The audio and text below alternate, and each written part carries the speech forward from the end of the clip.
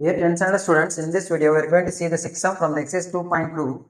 The question is find the LCM and HCF of 408 and 170 by applying fundamental theorem of arithmetic. Fundamental theorem of arithmetic na the factorize பண்ணி அந்த factors ல இருந்து நம்ம LCM HCF 5th standard 6th standard ல போட்டுப்பீங்க அது. So அந்த டைப்ல இத போடணும். Okay, I am going to take the number 408 and 170. தனித்தனியாக ஃபேக்டரிஸ் பண்ண போகிறோம் using the prime numbers. First இதை 2ஆல் பண்ணுங்க. 204 அகைன் 2ஆல் பண்ணிங்கன்னா 102 அகைன் 102 அகைன் 2ஆல் பண்ணிங்கன்னா 51 அப்படின்றது 3ஆல் டிவைட் பண்ணலாம், which gives 17 times. 17 is the prime number. அதுக்கப்புறம் அதை பண்ண முடியாது. நெக்ஸ்ட் அகைன் இங்கே 2ஆல் பண்ணுங்க. 8 times 8 2 16 ரிமைண்டர் 1 5 85 times. again இதை 2ஆல் பண்ண முடியாது, 5ஆல் பண்ணலாம்.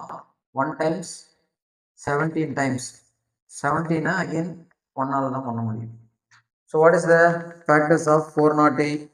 2 into 2 into 2 into 3 into 17 170. அதுக்கு எழுதலாம் 2 into 5 into 17. First I am going to find the HCF. HCF first கண்டுபிடிக்கலாம்.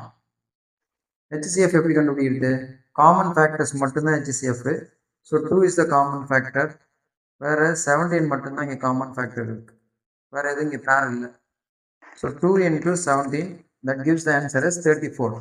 So this is the HCF of these two numbers. The number of HCF வந்து 34. Next we are going to find the LCM. LCM கண்டுபிடிக்கலாம். 2 into 17 the common factor போட்டுட்டு remaining terms எல்லாத்தையும் into பண்ணுங்க. 2 into 2 into 3 into 5. So into பண்ணிங்கன்னா இது 34. 5 2s are 10, 3 2s are 6. 34 into 6, 6 4s are 24, remainder 2, 18 plus 2, 2 not 4, this 10 into 0. 2040 is the LCM, 34 is the HCF. That's all. Thank you.